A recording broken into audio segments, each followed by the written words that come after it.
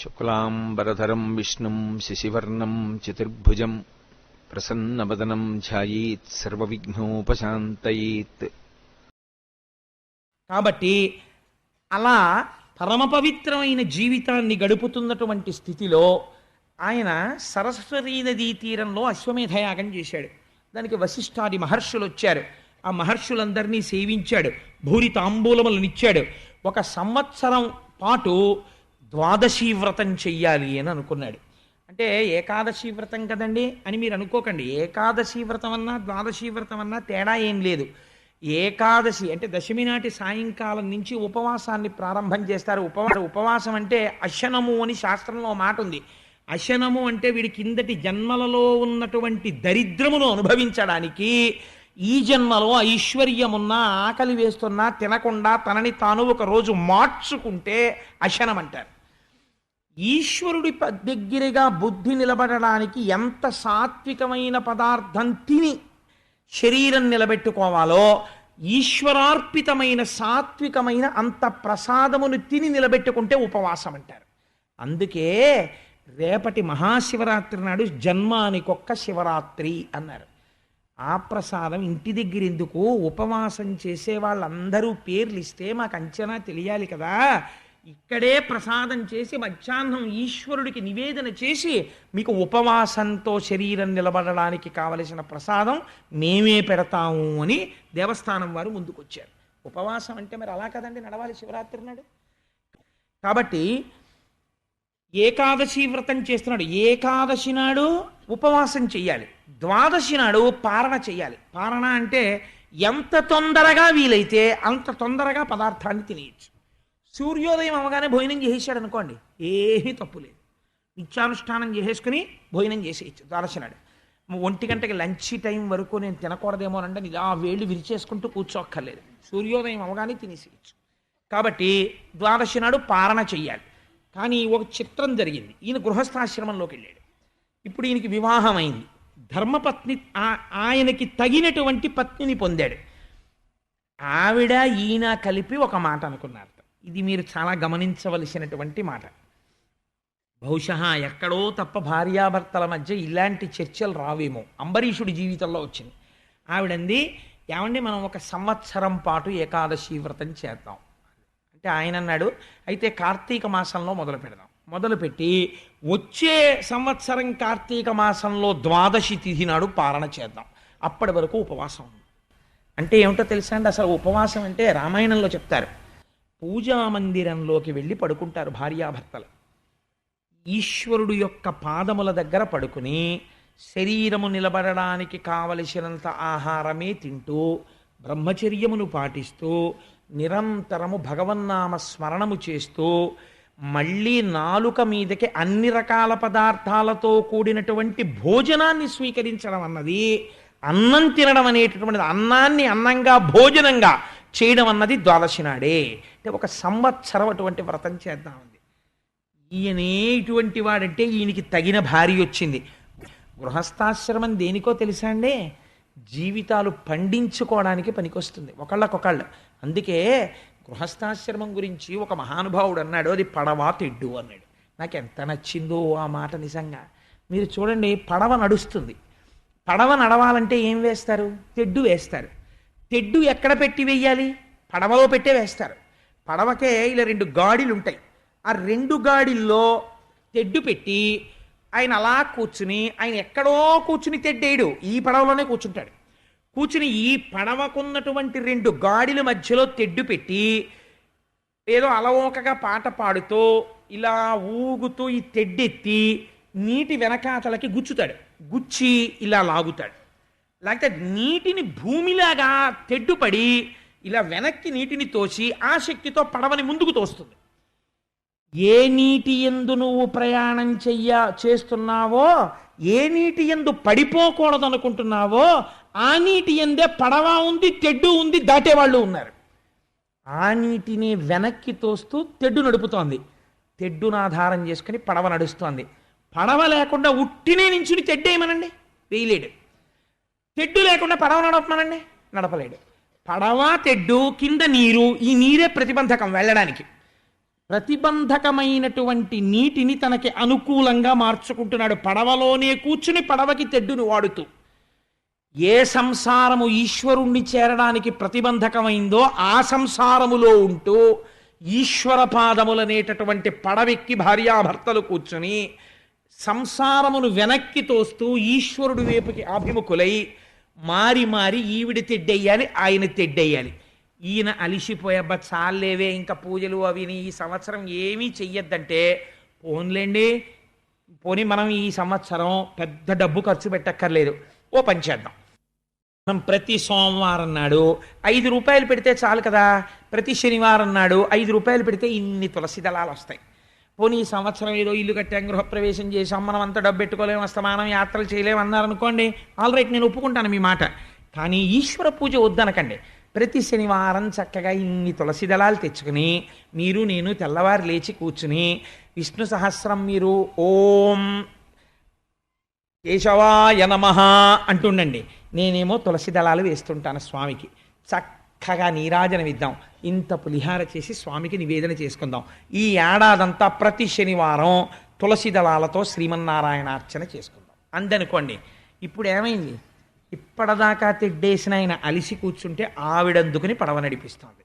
ఇప్పుడు ఇద్దరూ మారి మారి తెడ్డు వేసి ఇద్దరూ ఆ పడవలోనే కూర్చుని ఎక్కడికెడతారు? ఆవలి ఒడ్డుకి వెళ్ళిపోతారు. ఇప్పుడు నీరు ప్రతిబంధకం అయిందా? అవలేదు. ఏ నీటిని దాటడానికి పడవెక్కాడో నీటిని దాటుతున్నాడు, ఆ నీటిలోనే తెడ్డేసుకుంటూ వెడుతూ. భార్యాభర్తల గృహస్థాశ్రమం ఈశ్వరుణ్ణి చేరడానికి అలా ఉండాలి. కాబట్టి అంబరీషుడు అలా చేశాడు. సంవత్సరం ఏకాదశి వ్రతం చేద్దామండి అంది. ఏమండి, మీరు అంబరీషోపాఖ్యానం మామూలుగా విన్నారనుకోండి, మన గృహస్థాశ్రమంలో మీరు ఎలా తరించాలో ఏమిటి అర్థం అవుతుంది? అందులో నేర్చుకోవలసిన విషయాన్ని ప్రతిపాదిస్తున్నాడు పోతనామాచ్యుడు. కాబట్టి సంతోషంగా సంవత్సరం పాటు ఏకాదశి వ్రతాన్ని పూర్తి చేసేశారు. అయిపోయింది. ఏకాదశి తిథి అయిపోయింది, తెల్లవారింది, సూర్యోదయం అయింది, సంవత్సరం అయింది. సంవత్సరం పాటు చేసినటువంటి ఏకాదశి వ్రతం పరిపూర్ణమైనది. ఎప్పుడు యజ్ఞం ఉన్నదనుకోండి, యజ్ఞాన్ని అసంపూర్తిగా మీరు ఆపేశారనుకోండి, పూర్ణాహుతి అవ్వకుండా, ఆ యజ్ఞం పూర్తయినట్టు లెక్కకి రాదు, యజ్ఞ ధ్వంసం అయిపోతుంది. దక్షయజ్ఞంలో పరమశివుడు పూర్తి చేయించాడు యజ్ఞాన్ని. అలాగే నిన్నను బలిచక్రవర్తి యజ్ఞం చేస్తుండగా శ్రీ మహావిష్ణువు వచ్చారు, భృగువుని పిలిచి శుక్రాచార్యుల వారిని పిలిచి నువ్వు ఆ యజ్ఞం పూర్తి చెయ్యి అని చెప్పి పూర్తి చేయించి వెళ్ళారు. అలాగా ఇక్కడ ఏకాదశి వ్రతం పూర్తవుతోంది. ఎలా పూర్తవ్వాలి? ఏడాది నుంచి చేస్తున్నారు. ద్వాదశి తిథి ఉండగా భోజనం చేయాలి వీళ్ళు. కాబట్టి ఇప్పుడు ఏం చేస్తున్నారు? తాము భోజనం చేసే ముందు ఏడాది పాటు ఏకాదశి వ్రతం చేశారు కాబట్టి మొట్టమొదట కాళింది నది ఒడ్డుకెళ్ళారు. ఆ నదీ స్నానం చేశారు. స్నానమునకు మళ్ళీ హద్దులు ఉంటాయి. ఆ చేసేటప్పుడు పుణ్యనదీ స్నానం చేయడం యొక్క ఫలితం వేరు. అందుకని కాళింది నది ఎందు, కాళింది అంటే యమున ఎందు స్నానం చేశారు. స్నానం చేసి మధువనంలోకి వెళ్ళారు. చక్కగా శ్రీకృష్ణ పరమాత్మకి అభిషేకం చేశారు. రేపటి రోజున గోవింద పట్టాభిషేకం నాడు ఇక్కడ అభిషేకం చేస్తున్నారు కృష్ణ పరమాత్మకి. అలా చక్కటి అభిషేకం చేశారు. అభిషేకం చేసిన తరువాత అక్కడికి బ్రాహ్మణులు వచ్చారు. ఏమంటే అస్తమానం దానం బ్రాహ్మణులకే ఇస్తారంటారు ఏంటంటే, ఇంకెవరికి ఇవ్వకూడదా అని మీకు అనుమానం రావచ్చు. అందరికీ ఇస్తారు దానం. బ్రాహ్మణులకే ఎందుకు చెప్తారంటే, వాళ్ళు బ్రహ్మజ్ఞాన సంపన్నులై ఉండి తీరాలి బ్రాహ్మణుడు. అలా ఉండకపోతే కుదరదు. ఉండి లోకాన్ని ఉద్ధరించాలి. అలా ఉద్ధరించేవాడు భద్రంగా ఉండడం సమాజం చూసుకోవాలి. అందుకని ముందు దానం బ్రాహ్మణుడికి ఇస్తారు. కాబట్టి వాళ్ళకి ఏమి ఇచ్చారు అంటే, వాళ్ళు పాడైపోయే వాళ్ళకి ఇవ్వకూడదు, వాళ్ళు ఇంకా వృద్ధిలోకి వచ్చే వాళ్ళకి ఇవ్వాలి. వాళ్ళు ఇంకా అభిషేకం చేసుకోవడానికి, వాళ్ళు ఇంకా సత్వగుణ ప్రధానమైన పదార్థం పుచ్చుకోవడానికి అలాంటివి ఇవ్వాలి. కాబట్టి గోవులు ఇచ్చాడు ఆయన దానం. ఎటువంటి గోవులు ఇచ్చాడు? పాలేరై పరవంగా దగ్గరుచులేబ్రాయంబులై రూపముల్ మేలై ధూర్తలుగాక వెండి గోరిజల్ హేమోరు శృంగంబులుంగ్రాలన్ గ్రేపుల ఎర్ర నాకుచును రంగఛాయలయ్యున్న మందాలన్ న్యర్బుద షట్కమిచ్చే విభుడుజ్జద్వైదిక శ్రేణికిన్.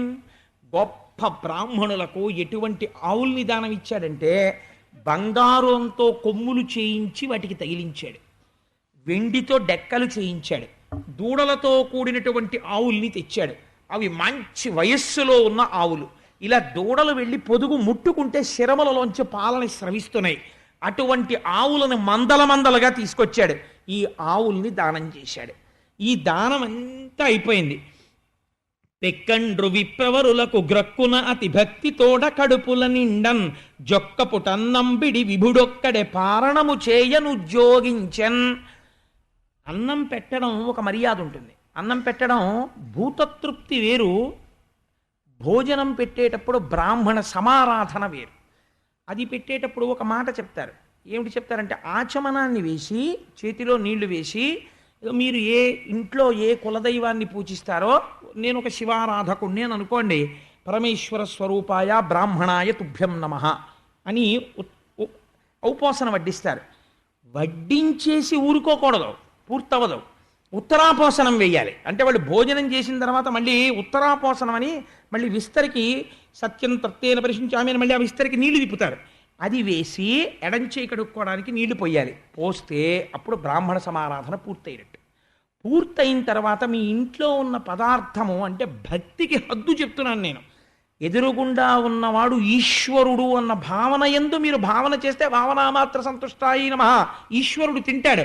అప్పుడు ఆ మిగిలిన పదార్థం ఏమవుతుందంటే వంటింట్లోది బ్రహ్మము వచ్చి తినగా మిగిలిన భుక్త శేషం అవుతుంది. ఇప్పుడు దాన్ని తింటాడు, దీనివల్ల విజయం వస్తుంది.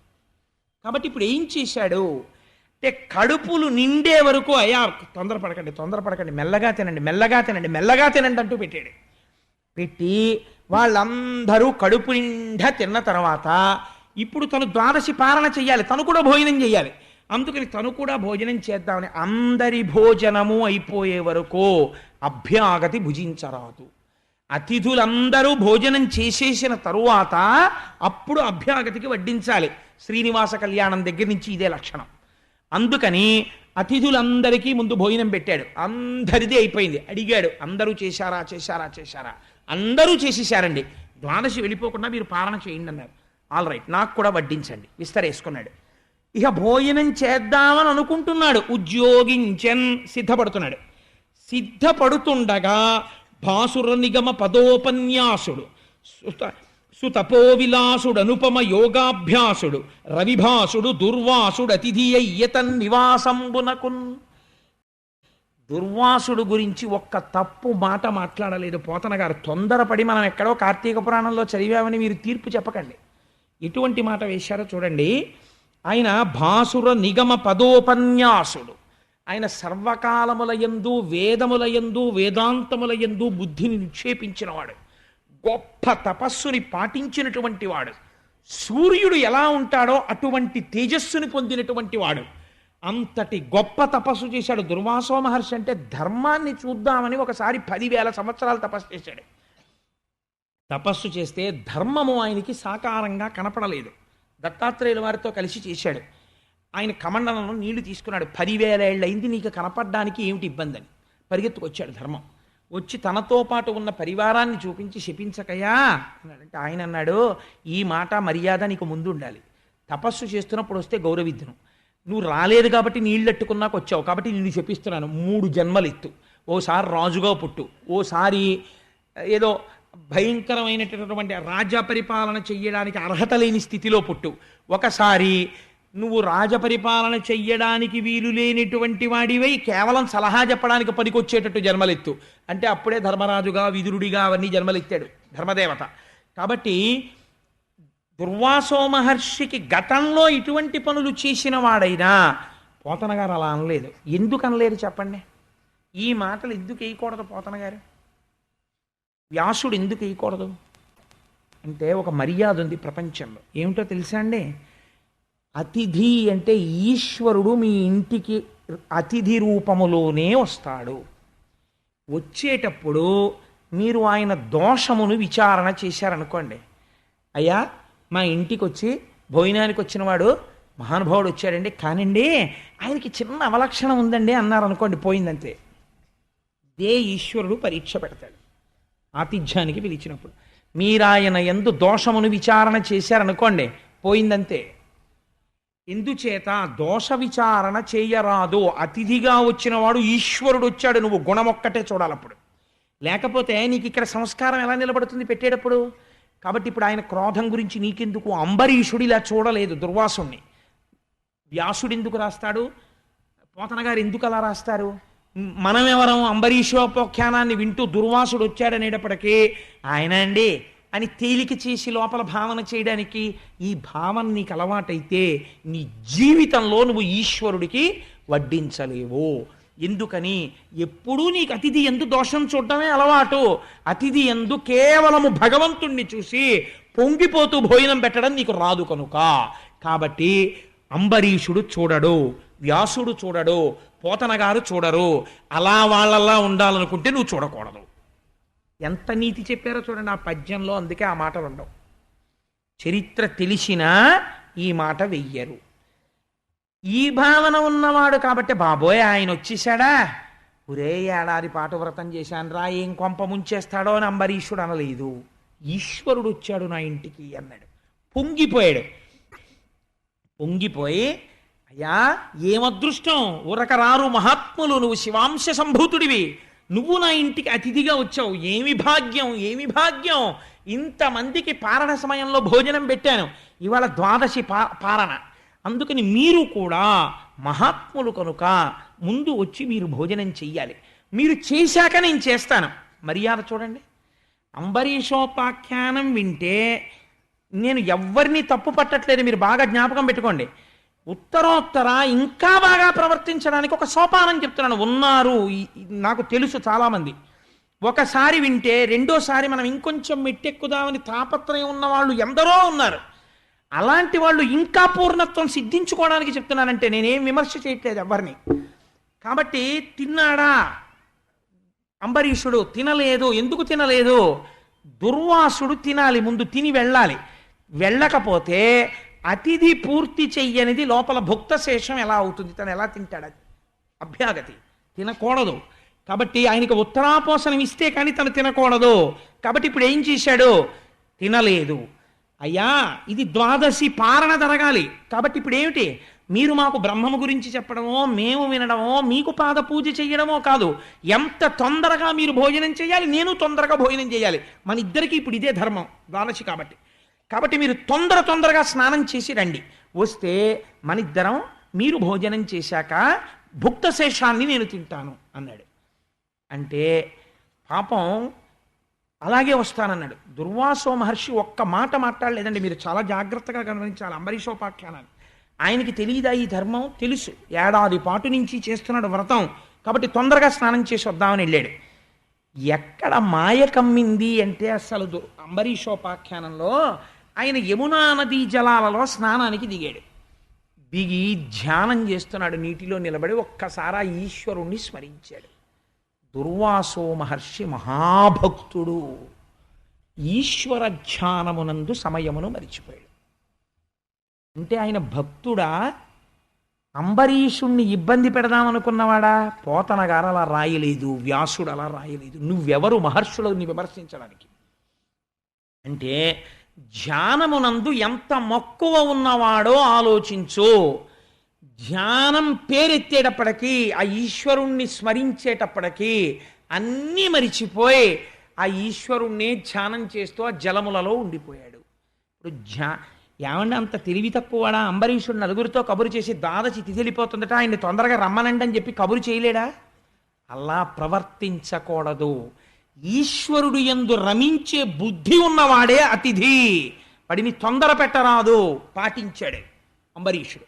అందుకే వచ్చేమనండి దుర్వాసుణ్ణి అని కబురు చేయలేదు. ఆయన ధ్యానమగ్నుడయ్యున్నాడు. ఇప్పుడు ఎలా? ఇప్పుడు ఆయనకి దోషం లేదు, ఆయన ధ్యానమునందు ఉండిపోయాడు మహర్షి. కానీ నాకు ఇబ్బంది వచ్చింది. ఎందుకని? నేను పాలన చెయ్యాలి, భోజనం చెయ్యాలి, అయితే ద్వాదశి వెళ్ళిపోతుంది, వ్రతం భంగం అయిపోతుంది. వ్రతభంగం అయిపోతేనే ప్రాయశ్చిత్తం చేసుకోవాలి. కాబట్టి ఎలా?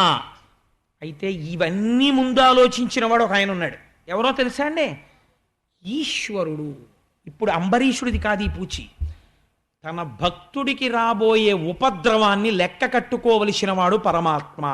నువ్వు భక్తితో ఉంటే నీకు రాబోయే అపాయం గురించి కింద మీద పడవలసిన వాడు భగవంతుడు, నువ్వు కాదు.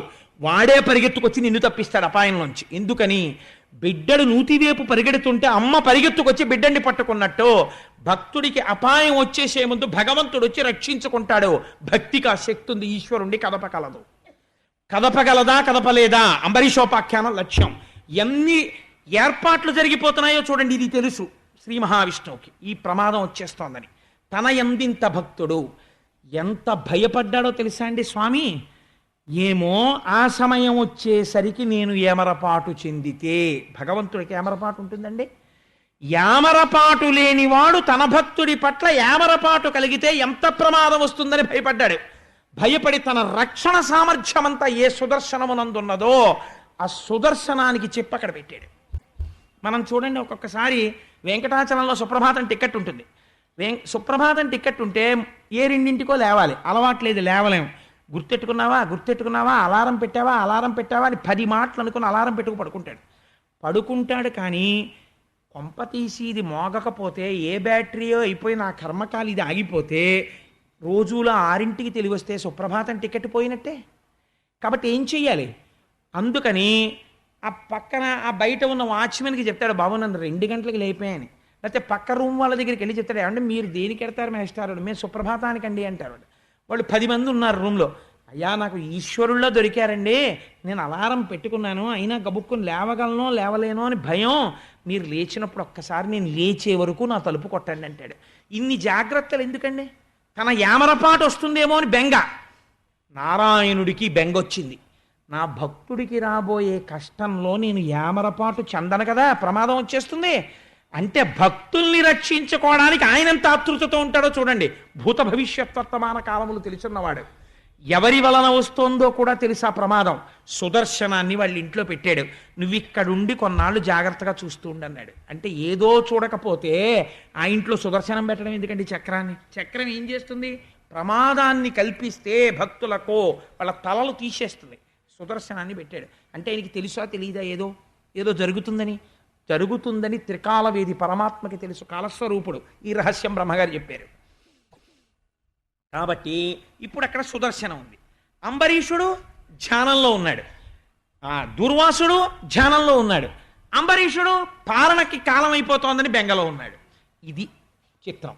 ఇప్పుడు ప్రమాదం రాక్షసుల నుంచి రావట్లేదు, ధూర్తుల నుంచి రావట్లేదు, ధ్యానమగ్నుడైపోయిన ఒక గొప్ప ఋషి వైపు నుంచి వచ్చేస్తోంది.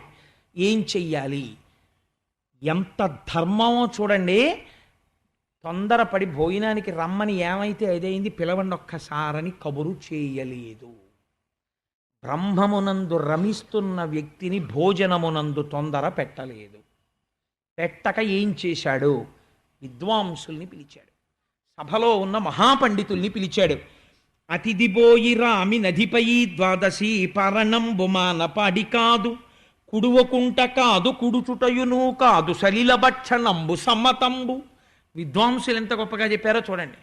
ఆయన చూస్తే మహర్షి ధ్యానంలో ఉన్నాడు, పిలవకూడదు. నువ్వు చూస్తే గృహస్థు, వ్రతం చేసున్నావు, భంగం జరగకూడదు.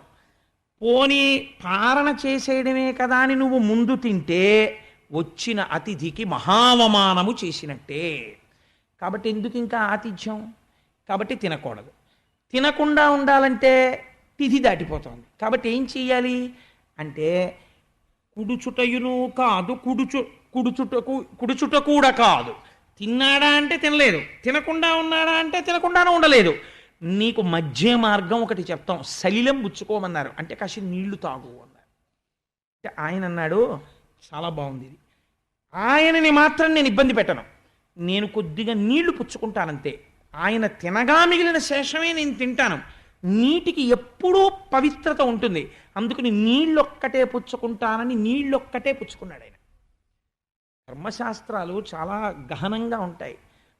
తమని తాము ఉద్ధరించుకోవాలనుకున్న వాళ్ళు చాలా జాగ్రత్తగా ఉంటారు. కాబట్టి అది అస్తమానం మీకు అవకాశం వస్తుందా? మళ్ళీ ఇలా దుర్వాసుడు వస్తాడా? చెప్పలేం.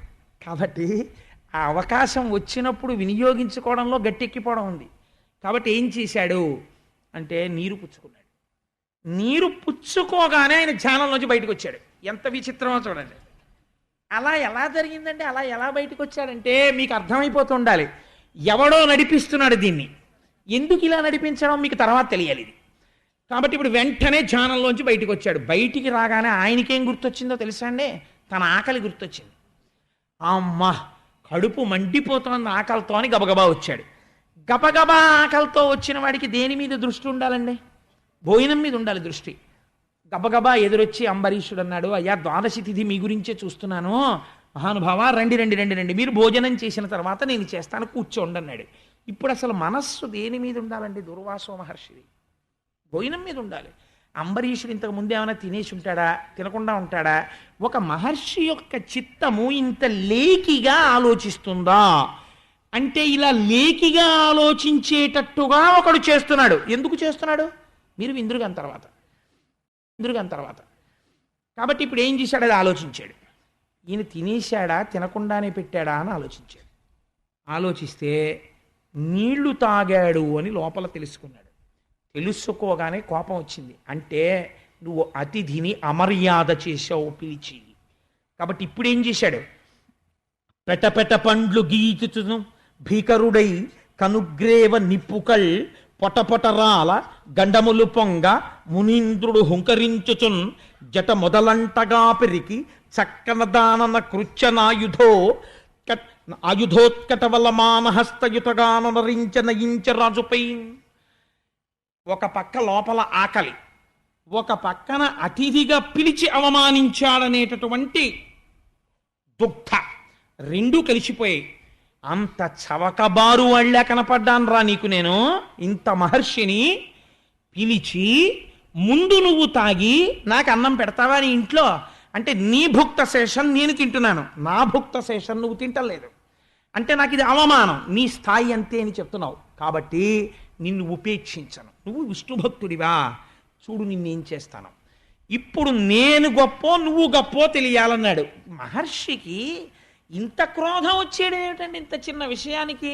ఆయన ధర్మము పాటించాడా, ధర్మమును అతిక్రమించాడా, తెలిసి చేశాడా, తెలియక చేశాడా, తెలిస్తే చేసే మనస్సున్నవాడా, ఇంకా పైకెక్కాలని తాపత్రయం ఉన్నవాడా, తను ఇంకా చెప్పి వృద్ధిలోకి తేవలసిన వాడా? ఇన్ని మరిచిపోయాడు. ఇన్ని మరిచిపోయి కేవలం నీళ్లు తాగాడని కోపం పెట్టేసుకున్నాడు. కోపం పెట్టేసుకొని చేతిలోకి నీళ్లు తీసుకుని ఒక జటను ఒక దాన్ని సమూలంగా పెరికాడు. ఆ జటాజూటంలోంచి దాన్ని నేలకేసి కొట్టాడు. అందులోంచి ఒక భయంకరమైన కృత్యుని సృష్టించాడు. కృత్య అంటే ఆయన ఏం చెప్తే దాంతో ఆకలి తీర్చుకుంటుంది. ఎంత భయంకరమైన పని చేశాడో చూడండి. నీవు భస్మమైపోదువుగాక అంటే వేరులా ఉండేది. తన కళ్ళ ముందు కృత్య తినేయాలంతే. అంటే తను తినకుండా పెట్టాడు కాబట్టి కృత్య ఆయన్ని తింటుంటే తను చూడాలి. ఇంత వ్యగ్రతకి వెళ్ళిపోయింది దృష్టి. అంటే హద్దులేని క్రోధమునకు వెళ్ళిపోయాడు. ఇప్పుడు ఈ కృత్యని ప్రయోగించాడు. అది కూడా ఎలా ఉంది? చేతిలో భయంకరమైన శూలం పట్టుకొని ఆకలితో అది ఎగురుతూ ఉంటే భూమి గోతులు పడింది. కాలానల సన్నిభయై శూలాయుధ హస్త ఎగుచు సుర్రసుర్రసృక్కన్ నేల పదంబుల త్రొక్కుచు వాలి మహాకృత్యమనుజవల్లభుచేరెన్. భయంకరమైన క్రోధంతో గెంతులేస్తూ శూలం పట్టుకుని వెళ్ళి అంబరీషుడి మీద పడింది ఆ కృత్య. సంతోషిస్తున్నవాడెవరు? దుర్వాసుడొక్కడే. బాధపడుతున్న వాళ్ళు ఎంతమంది? తాను బ్రాహ్మణుడయ్యుండి అవతల వారి యొక్క స్థితిని గమనించకుండా నిష్కారణమైన కోపం పెంచేసుకుంటున్నాడు. ఈ పెంచుకుంటున్న కోపానికి అందరూ బాధపడుతున్నారు. అంబరీషుడు మాత్రం చిరునవ్వుతోనే ఉన్నాడు. శ్రీమన్నారాయణుణ్ణి ధ్యానం చేస్తున్నాడు. నేను తెలిసి అపరాధం చేశానా? నాకు తెలిసి అపరాధం చెయ్యలేదు, పరమభక్తితో ప్రవర్తించాను, నాకు ఇంతవరకే తెలుసు. విద్వాంసులు కూడా ఇంతే చెప్పారు. ఇంతకన్నా నాకు తెలిసి ఉంటే నేను ఆచరించుండేవాణ్ణి. తెలియక చేసిన దోషము దోషము కాదు, పూర్ణమైన ఫలితం వచ్చేస్తుంది. భగవద్భక్తితో అపారమైన భక్తితో చేసినట్టే. లేకపోతే ఎందుకు వెంటపడి నిన్ను వేడుకుని పిలిచాడు భోజనానికి? భక్తితో పిలిచాడు. నీకు ఎందుకు నువ్వు వచ్చాక భోజనం చేస్తానన్నాడు? భక్తితో పిలిచాడు. ఆయనకి తెలియదు పాపం. అంతకన్నా తెలిసి ఉంటే ఆయన ఆ నీళ్లు కూడా తాగేవాడు కాదేమో, ద్వాదశి కూడా వదిలిపెట్టేసేవాడేమో. అది నువ్వు ఎందుకు గమనించలేదు? నీకు ఎందుకు ఇంత క్రోధం వచ్చింది? కరెక్ట్గా ధ్యానంలోంచి ఎందుకు బయటకు వచ్చావు? ఈ వెనక ఉన్న శక్తి ఏమిటో మనం గ్రహించాలి. ఇప్పుడు ఆ కృత్యని చూడగానే నేను తెలిసి పాపము చేయలేదు, ఈశ్వరుడికి తెలుసు నేను పాపం చేశానో లేదో, ధర్మం తప్పలేదు అని నమస్కారం చేస్తూ నిలబడిపోయాడు. ఇప్పుడు ధర్మాధర్మములకు ఫలితం ఇవ్వవలసిన వాడు కదలాలి. ఇది ఎవరికి తెలుసు?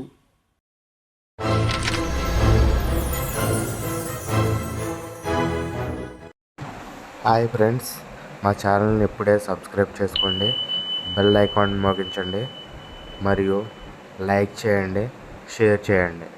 Thank you for watching my videos.